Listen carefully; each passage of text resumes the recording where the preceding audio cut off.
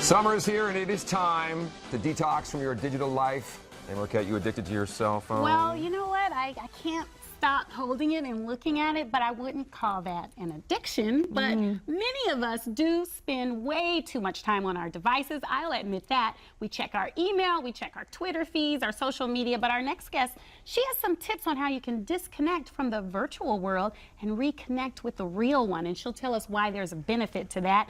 Author of Consciously Connecting and digital detox expert, Holland Haas. Welcome to Great Day. Thank you for having me. Now, all of us, we're on our devices for work, for our companies in some way. Why is it important to, what you say, consciously disconnect? Yes, all right. So we want to look at when are we consciously connecting so that we can disconnect and reconnect to ourselves, our lives, be present. So we want to look at when are we connecting? How are we connecting? Why are we connecting?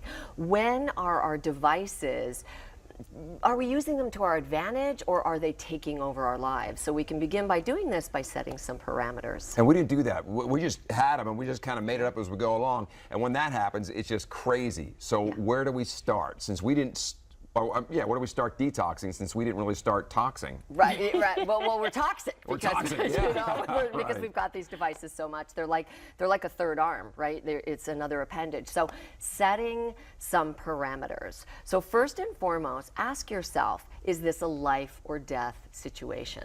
So when we think about that, are you a cardiac surgeon? Are you a heart trauma surgeon? Are you the President of the United States? Because last time I checked, there's just one of those, right? So most and it's of us, neither one of us. right? You know yeah. that. Okay. So I hear the job's up for grabs this year, though. However, I'm writing in Chris's name. So based on that, we really want to start saying, okay, my parameters when I'm at that ballet recital, when I'm at that blockbuster movie I've been waiting for, or at the softball game, and I reach for my device. Is this life or death? Is there a deadline here? Do I really need to be using this and connecting right now, or can I wait 2 or 3 hours? By waiting, we remain present and we engage in what it is we Can you elaborate on remaining present? Because when you're on the phone, I'm guessing there's an opportunity cost for everything. And so then the cost is maybe you're not spending that quality time with your child, with your mate, with the person you're having lunch or dinner with. And then what are the long-term, costs of that? Well, the long-term costs, some are short, some are longer. When we disconnect from being present, as you say, what happens is it takes a certain amount of time to re-engage our brains. So, for example, when we're driving, there's a new study that's been released that it takes up to 27 seconds to re-engage fully, 100% with driving after you've answered a text or responded to an email. Now you think about 27 seconds and what can happen behind the wheel in 27 seconds. They say when you're live in the theater, it takes up to 45 minutes to an hour to re-engage after people's phones have gone off. So think of all that you're missing and how you're not piecing things together. And again, you're disengaged from what you're there to engage with.